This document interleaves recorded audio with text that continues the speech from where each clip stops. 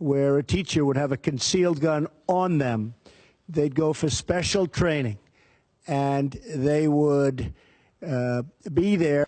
And if you do this, and a lot of people are talking about it, and it's certainly a point that we'll discuss, but concealed carry for teachers and for people of talent, of that type of talent. So let's say you had 20% of your teaching force, because that's pretty much the number.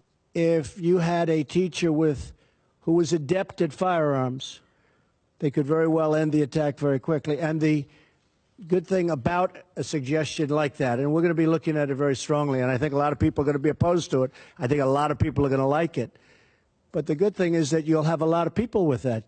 And so that would be certainly a situation that is being discussed a lot by a lot of people.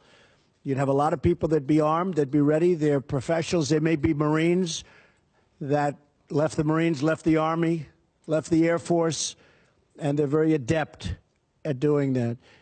You'd have a lot of them, and they'd be spread evenly throughout the school.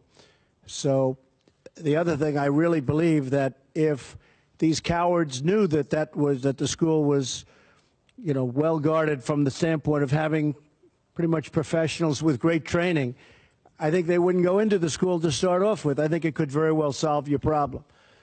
So does anybody like that idea here? Does anybody like it? Right? And do people feel strongly against it? Anybody? Anybody? Strongly against it? All right. I mean, look, we can understand both sides of it. And certainly it's controversial, but we'll study that along with many other ideas. Anybody else something to say? Yes, go ahead. What you just said is one of the most insanely idiotic things I have ever heard. At no point in your rambling, incoherent response were you even close to anything that could be considered a rational thought. Everyone in this room is now dumber for having listened to it. I award you no points, and may God have mercy on your soul.